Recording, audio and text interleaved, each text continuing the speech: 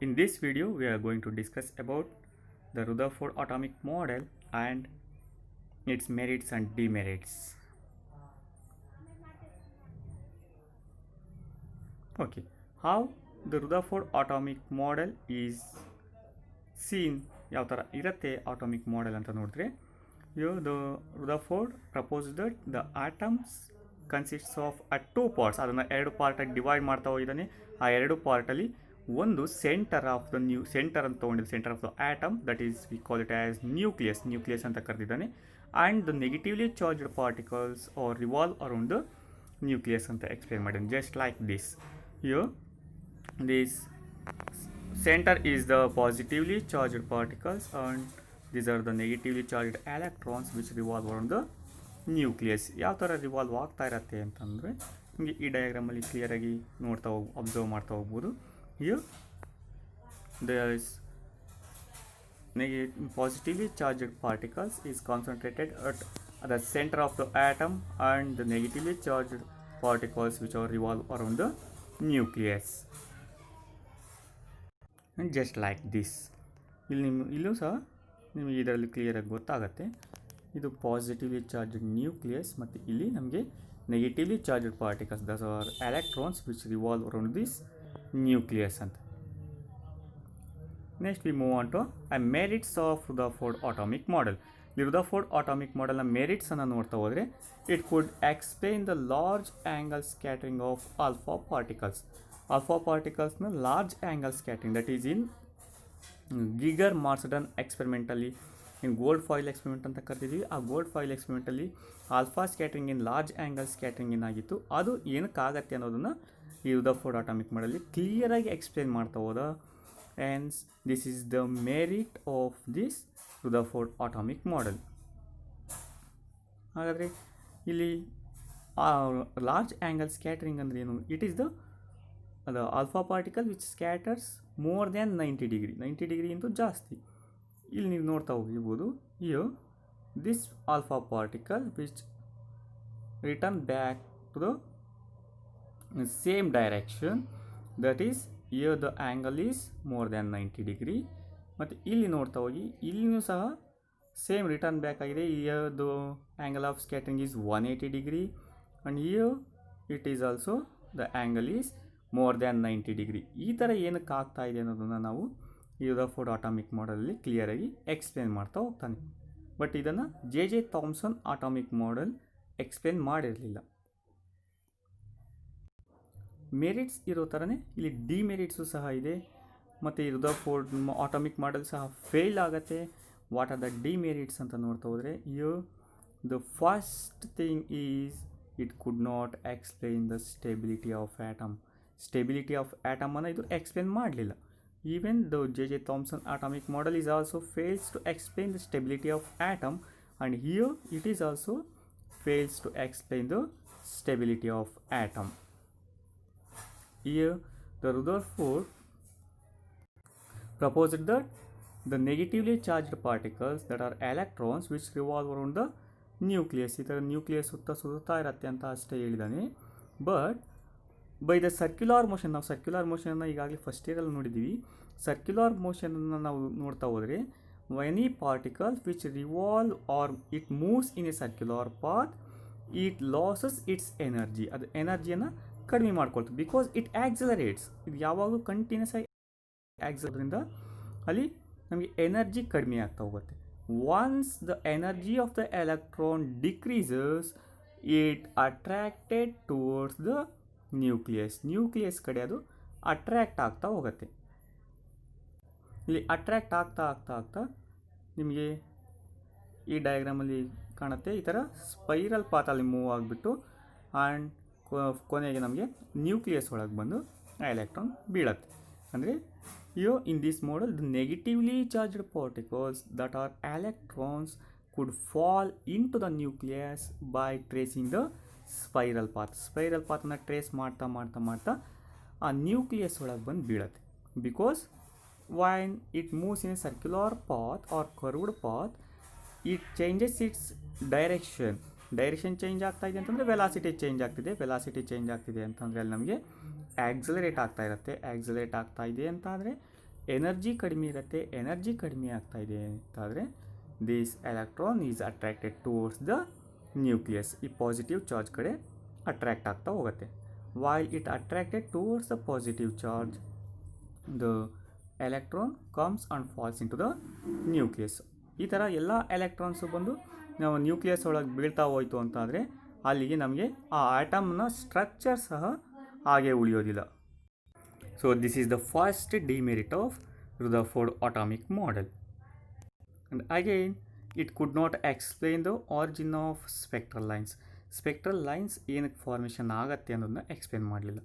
ಅಂದರೆ ನಮಗೆ ಲೈಟ್ ಏನು ಟ್ರಾವೆಲ್ ಆಗ್ತಾ ಹೋಗುತ್ತೆ ಅದು ಲೈನ್ಸಲ್ಲಿ ಏನಕ್ಕೆ ಬರುತ್ತೆ ಅಂತ ಎಕ್ಸ್ಪ್ಲೇನ್ ಮಾಡಿಲ್ಲ.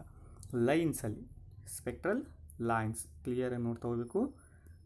It could not explain the spectral lines. ಸ್ಪೆಕ್ಟ್ರಮನ್ನು ಎಕ್ಸ್ಪ್ಲೇನ್ ಮಾಡ್ತು, but it could not explain this spectral lines. ಈ ಸ್ಪೆಕ್ಟ್ರಲ್ ಲೈನ್ಸ್ನ ನೀವು ಈಗಾಗಲೇ ಓದ್ಕೊಂಬಂದಿದ್ದೀರಿ, what are the spectral lines ಅಂತ ಹೇಳ್ಬಿಟ್ಟು. ಇದು Rutherford atomic model it fails in the explaining why the origin of spectral lines is formed in a hydrogen atom ಅನ್ನೋದನ್ನ explain ಮಾಡಲಿಲ್ಲ. In case Rutherford atomic model correct ಅಂತ ಅಂದರೆ ಇದನ್ನು ನೋಡ್ತಾ ಹೋಗಿ ಇಲ್ಲಿ the electron did not move in a set of specific path. ಅದಕ್ಕೆ ಒಂದು ಸ್ಪೆಸಿಫಿಕ್ ಪಾತ್ ಇಲ್ಲ, ಒಂದು ಸ್ಪೆಸಿಫಿಕ್ ಸ್ಪೀಡ್ ಇಲ್ಲ, ಒಂದು ಸ್ಪೆಸಿಫಿಕ್ ಲೊಕೇಶನ್ ಇಲ್ಲ. ಅದು ಎಲ್ಲಿ ಬೇಕಾದರೂ ಮೂವ್ ಆಗ್ಬೋದು ಅಂತ ಅವ್ನು ಜಸ್ಟ್ ದ ರುದರ್ಫೋರ್ಡ್ ಹೇಳಿರೋದೇನು, it revolves around the nucleus. Where, when, what is the speed of that new electron, ಇದು ಯಾವುದನ್ನು ಎಕ್ಸ್ಪ್ಲೇನ್ ಮಾಡಿಲ್ಲ. Hence it fails to explain the stability of the atom. Next ಇನ್ನು ಎರಡು topic ನೋಡ್ತಾ ಹೋಗ್ಬಿಡೋಣ. The distance of closest approach. ಇಲ್ಲಿ closest ಅಂತಂದರೆ ಗೊತ್ತಾಗುತ್ತೆ ತುಂಬ ಹತ್ತಿರದ್ದು. Approach means towards the nucleus. ಆ ನ್ಯೂಕ್ಲಿಯಸ್ ಕಡೆ ಎಷ್ಟು ಅಪ್ರೋಚ್ ಮಾಡಿದ್ದೇವೆ, ಎಷ್ಟು ಮ್ಯಾಕ್ಸಿಮಮ್ ಹತ್ರ ಹೋಗ್ಬೋದು ಅನ್ನೋದು the distance of closest approach ಆಗಿರುತ್ತೆ. ಈ ಡಯಾಗ್ರಾಮಲ್ಲಿ ನಿಮಗೆ ಕ್ಲಿಯರಾಗಿ ಗೊತ್ತಾಗ್ತಾ ಹೋಗುತ್ತೆ. ಇಲ್ಲಿ ನೋಡಿ, ಇದು ಆಲ್ಫಾ ಪಾರ್ಟಿಕಲ್ ಇಲ್ಲಿಂದ ಮೂವ್ ಆಗ್ತಾ ಬಂದು ಇಲ್ಲಿವರೆಗೆ ಬಂದು ರಿಟರ್ನ್ ಹೋಗ್ತಾ ಇದೆ. ಅಂದರೆ ಇಲ್ಲಿ the alpha particle which is scattered around 180 degree, 180 ಡಿಗ್ರಿನಲ್ಲಿ ಇದು ಸ್ಕ್ಯಾಟರ್ ಆಗ್ತಾ ಇದೆ. ಹಾಗಾದರೆ ಈ ಪರ್ಟಿಕ್ಯುಲರ್ ಪಾಯಿಂಟಿಂದ ಸೆಂಟರ್ ಆಫ್ ದ ನ್ಯೂಕ್ಲಿಯಸ್ ಇಲ್ಲಿವರೆಗೆ ಎಷ್ಟು ಡಿಸ್ಟೆನ್ಸ್ ಇದೆ, ಈ ಡಿಸ್ಟೆನ್ಸನ್ನು ನಾವು ಡಿಸ್ಟೆನ್ಸ್ ಆಫ್ ಕ್ಲೋಸೆಸ್ಟ್ ಅಪ್ರೋಚ್ ಅಂತ ಕರಿತೀವಿ. ಅದನ್ನು ಯಾವ ಥರ ಡಿಫೈನ್ ಮಾಡ್ಬೋದು? The distance between the centre of nucleus and the alpha particles. This is the centre of nucleus. Just nucleus ಅಂತ ಹೇಳೋಗಿಲ್ಲ, we have to explain the centre of nucleus. ನಾವು ಅಲ್ಲಿ ಹೇಳ್ಬೇಕಾದ್ರೆ ಸೆಂಟರ್ ಆಫ್ ನ್ಯೂಕ್ಲಿಯಸ್ ಅಂತ ಕ್ಲಿಯರಾಗಿ explain ಮಾಡಿರಬೇಕು. And the alpha particle where it's velocity is 0. ನಮಗೆ return ಹೋಗಬೇಕಾದ್ರೆ ಅಲ್ಲಿ ಆ ಆಲ್ಫಾ ಪಾರ್ಟಿಕಲ್ ಸ್ಟಾಪ್ ಆಗಿ ರಿಟರ್ನ್ ಆಗುತ್ತೆ. ಸೊ ಅಲ್ಲಿ ವೆಲಾಸಿಟಿ 0 ಇರುತ್ತೆ. ಆದರೆ ಸ್ಟಾಪ್ ಆಗಿ ರಿಟರ್ನ್ ಆಗಬೇಕಾದ್ರೆ ವೆಲಾಸಿಟಿ ಏನಕ್ಕೆ 0 ಇರುತ್ತೆ? ನಿಮಗೆ ಈಗಾಗಲೇ ಫಸ್ಟ್ ಇಯರಲ್ಲಿ ನೀವು ಮೋಷನ್ ಇನ್ ಸ್ಟ್ರೈಟ್ ಲೈನ್ ನೋಡಬೇಕಾದ್ರೆ ಯಾವುದೇ ಒಂದು ಪಾರ್ಟಿಕಲ್ಲು ಒಂದು ಮೇಲಕ್ಕೆ ಮೂವ್ ಆಗಿಬಿಟ್ಟು ಕೆಳಗೆ ಬರ್ತಾ ಇದೆ ಅಂತ ಅಂದರೆ, ಅಥವಾ ಪ್ರೊಜೆಕ್ಟೈಲ್ ಮೋಷನಲ್ಲಿ ಕ್ಲಿಯರಾಗಿ ಎಕ್ಸ್ಪ್ಲೇನ್ ಮಾಡಿದ್ದೀವಿ ನಾವು. ಪ್ರೊಜೆಕ್ಟೈಲ್ ಮೋಷನಲ್ಲಿ ಮ್ಯಾಕ್ಸಿಮಮ್ ಹೈಟಲ್ಲಿ ನಮಗೆ ಅದು ಪ್ರೊಜೆಕ್ಟೈಲ್ನ ವೆಲಾಸಿಟಿ 0 ಇರುತ್ತೆ. ಇಲ್ಲಿನೂ ಅಷ್ಟೇ, ಯಾಕೆಂದರೆ ಅಲ್ಲಿ ನಮಗೆ ಡೈರೆಕ್ಷನ್ ಚೇಂಜ್ ಆಗ್ತಾ ಹೋಗುತ್ತೆ. ಇಲ್ಲಿನೂ ಯಾವ ಪಾಯಿಂಟಲ್ಲಿ ಡೈರೆಕ್ಷನ್ ಚೇಂಜ್ ಆಗ್ತಾ ಹೋಗುತ್ತೆ ಆ ಪರ್ಟಿಕ್ಯುಲರ್ ಪಾಯಿಂಟಲ್ಲಿ ನಮಗೆ ವೆಲಾಸಿಟಿ 0 ಇರುತ್ತೆ. ಸೊ ಎಲ್ಲಿ ಆ ಪಾಯಿಂಟಲ್ಲಿ ಏನು ವೆಲಾಸಿಟಿ 0 ಇರುತ್ತಲ್ಲ, ಆ ಪರ್ಟಿಕ್ಯುಲರ್ ಪಾಯಿಂಟಿಂದ ನಿಮ್ಮ ಸೆಂಟರ್ ಆಫ್ ನ್ಯೂಕ್ಲಿಯಸ್ಗೆ ಈ ಎರಡು ಪಾಯಿಂಟ್ ಮಧ್ಯೆ ನಿಮಗೆ ಎಷ್ಟು ಡಿಸ್ಟೆನ್ಸ್ ಇರುತ್ತೆ ಆ ಡಿಸ್ಟೆನ್ಸನ್ನು ನಾವು ಕ್ಲೋಸೆಸ್ಟ್ ಅಪ್ರೋಚ್ ಅಂತ ಕರಿತೀವಿ. ಇನ್ನು ಒಂದು next point, that is impact parameter. ಇಲ್ಲಿ ಇಂಪ್ಯಾಕ್ಟ್ ಪ್ಯಾರಾಮೀಟರ್ ಅಂದರೆ ಫಸ್ಟ್ ಇಲ್ಲಿ ನಾವು ಡೆಫಿನೇಷನ್ ನೋಡಿಬಿಡೋಣ, ಆಮೇಲೆ ನಿಮ್ಮ ಡಯಾಗ್ರಾಮಲ್ಲಿ ಕ್ಲಿಯರಾಗಿ ಎಕ್ಸ್ಪ್ಲೇನ್ ಮಾಡ್ತಾ ಹೋಗೋಣ. It is the perpendicular distance. It is the perpendicular distance ಎಲ್ಲಿಂದ ಎಲ್ಲಿ? It is between the initial velocity vector of alpha particle and central line of the nucleus. ಆ ನ್ಯೂಕ್ಲಿಯಸ್ನ ಸೆಂಟ್ರಲ್ ಲೈನ್ ಮತ್ತು ನಮ್ಮ ಇನಿಷಿಯಲ್ ವೆಲಾಸಿಟಿ ವೆಕ್ಟರ್ ಡೈರೆಕ್ಷನ್ ಅವೆರಡರ ಮಧ್ಯೆ ಇರ್ತಕ್ಕಂಥ perpendicular distance. ಈ ಡಯಾಗ್ರಾಮಲ್ಲಿ ನೀವು ಕ್ಲಿಯರಾಗಿ ನೋಡ್ತಾ ಹೋಗಿ, ಇದು central line, this is the central line and this is the initial direction of the alpha particle. ಇಲ್ಲಿ ತೊಗೋಬಾರ್ದು, ಯಾಕೆಂದರೆ ಇಲ್ಲಾಗಲೇ ಡೈರೆಕ್ಷನ್ ಚೇಂಜ್ ಆಗಿಬಿಡ್ತು. ಅಥವಾ ಇಲ್ಲಿ ತೊಗೊಳ್ಳೋದು ಈ ಥರ ಎಲ್ಲ ತೊಗೋಬಾರ್ದು, ಯಾಕೆಂದರೆ ಇಲ್ಲಾಗಲೇ ನಮಗೆ ಡೈರೆಕ್ಷನ್ ಚೇಂಜ್ ಆಗಿಬಿಟ್ಟಿದೆ. ಸ್ಟಾರ್ಟಿಂಗಲ್ಲಿ ಅಂದರೆ ಈ ಪಾಯಿಂಟ್ ಇಲ್ಲೇ ನಿಮಗಿದೆಯಲ್ಲ, ಈ ಲೈನ್ ಮೇಲೆ ಇಲ್ಲೇ ತೊಗೊಳ್ತಾ ಹೋಗ್ಬೇಕು. This is the initial velocity direction. ಇಲ್ಲಿ ನಿಮಗಾಗಲೇ ವೆಲಾಸಿಟಿ ಚೇಂಜ್ ಆಗಿಬಿಟ್ಟಿದೆ.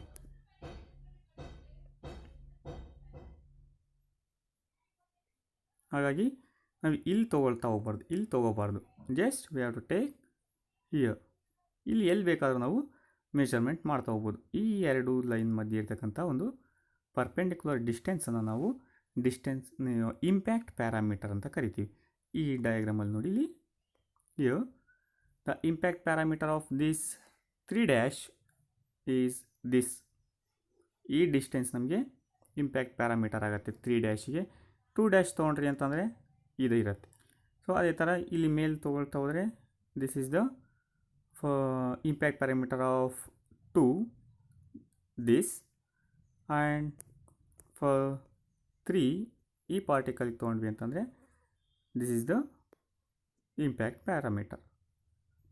ಹಾಗಾದರೆ ಈ 1 ಇದೆಯಲ್ವಾ, ಈ 1 ಯಾವುದಿರುತ್ತೆ ಅಂತ ನೋಡ್ರಿ.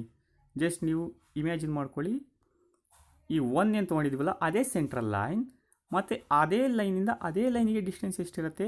S, it is 0. ಹಾಗಾದರೆ ಹೆಡ್ ಆನ್ ಕೊಲಿಷನಲ್ಲಿ ನಮಗೆ ಇಂಪ್ಯಾಕ್ಟ್ ಪ್ಯಾರಾಮೀಟರ್ ಏನಾಗಿರುತ್ತೆ? 0 ಆಗಿರುತ್ತೆ. ಇದನ್ನು ನೀವು ತುಂಬ ಕರೆಕ್ಟಾಗಿ ನೆನ್ಪಿಟ್ಟಿರಬೇಕು, ಬಿಕಾಸ್ ನಿಮ್ಗೆ CET-ನಲ್ಲೂ ಸಹ ಇದನ್ನು ಕೇಳ್ತಾ ಹೋಗ್ಬೋದು. ನಿಮ್ಮ CET-ನಲ್ಲಿ ಇಂಪ್ಯಾಕ್ಟ್ ಪ್ಯಾರಾಮೀಟರ್ ಮೇಲೆ ಕ್ವಶನ್ಸ್ ಬರ್ಬೋದು, ಅಥವಾ ಡಿಸ್ಟೆನ್ಸ್ ಆಫ್ ಕ್ಲೋಸೆಸ್ಟ್ ಅಪ್ರೋಚ್ ಮೇಲೆ ಕ್ವಶನ್ ಬರ್ಬೋದು. ಈ ಡಿಸ್ಟೆನ್ಸ್ ಆಫ್ ಕ್ಲೋಸೆಸ್ಟ್ ಅಪ್ರೋಚ್ ಮತ್ತು ನಿಮಗೆ ಇಂಪ್ಯಾಕ್ಟ್ ಪ್ಯಾರಾಮೀಟರ್ ಅಂತ ಏನು ನೋಡಿದ್ವಲ್ಲ, ಈ ಎರಡನ್ನು ಯೂಸ್ ಮಾಡಿಕೊಂಡೆ ನಮಗೆ ಸೈಜ್ ಆಫ್ ದ ನ್ಯೂಕ್ಲಿಯಸ್ ಮತ್ತು ಸೈಜ್ ಆಫ್ ದ ಆ್ಯಟಮನ್ನು ಎಸ್ಟಿಮೇಟ್ ಮಾಡಿರೋದು, ಒಂದು ರಫ್ ಎಸ್ಟಿಮೇಷನನ್ನು. ಸೊ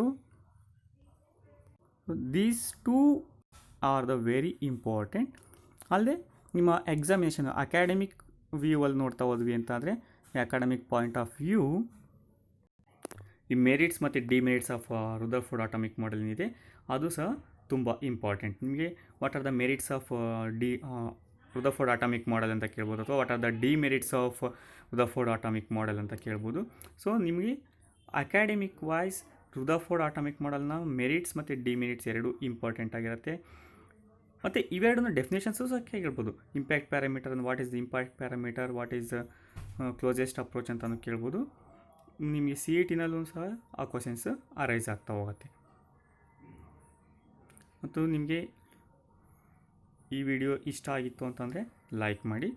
ಅಲ್ಲದೆ ನಿಮಗೆ ಈ ವಿಡಿಯೋದಲ್ಲಿ ನಾವೇನು ನೋಡ್ತಾ ಹೋಗಿದ್ದೀವಿ, ಡಿಮೆರಿಟ್ಸನ್ನು, ರುದರ್ಫೋರ್ಡ್ ಅಟಾಮಿಕ್ ಡಿಮೆರಿಟ್ಸನ್ನು, ಇದನ್ನು ಓವರ್ಕಮ್ ಮಾಡಲಿಕ್ಕೆ ಬೋರ್ ಏನೆಲ್ಲ ಚೇಂಜಸ್ ಮಾಡ್ತಾ ಹೋಗ್ತಾನೆ ಅನ್ನೋದನ್ನು ನೆಕ್ಸ್ಟ್ ವಿಡಿಯೋದಲ್ಲಿ ನಾವು ನೋಡ್ತಾ ಹೋಗೋಣ. That is bore atomic model. The bore proposed A new atomic model. Rutherford ಏನು ಪ್ರಪೋಸ್ ಮಾಡಿದ ಯಾವುದೋ ಸ್ಟ್ರಕ್ಚರ್ ಕೊಟ್ಟಿದ್ದಾನೆ, ಅದೇ ಸ್ಟ್ರಕ್ಚರ್ ಇಟ್ಕೊಂಡ್ಬಿಟ್ಟು ಜಸ್ಟ್ ಈ ಮಾಡಿಫೈಡ್ ಅಲ್ಲಿ ಒಂದು ಥಿಯರಿಟಿಕಲ್ ಎಕ್ಸ್ಪ್ಲನೇಷನ್ಸನ್ನು ಮಾತ್ರ ಕೊಡ್ತಾ ಹೋಗಿದ್ದಾನೆ. ಆ ಥಿಯರಿಟಿಕಲ್ ಎಕ್ಸ್ಪ್ಲನೇಷನಿಂದ ಏನೆಲ್ಲ ಡೌಟ್ಸ್ ಇದೆ, ಈ spectral origin of spectral series ಆಗಿರ್ಬೋದು, ಮತ್ತು ಈ ಒಂದು ಏನು ಫಸ್ಟ್ ಡಿಮೆರಿಟ್ ನೋಡಿದ್ವಿ ಸ್ಟೆಬಿಲಿಟಿ ಆಫ್ ಆ್ಯಟಮನ್ನು, ಆ ಸ್ಟೆಬಿಲಿಟಿ ಆಫ್ ಆ್ಯಟಮನ್ನು ಕ್ಲಿಯರಾಗಿ ಎಕ್ಸ್ಪ್ಲೇನ್ ಮಾಡ್ತಾ ಹೋಗಿದ್ದಾನೆ.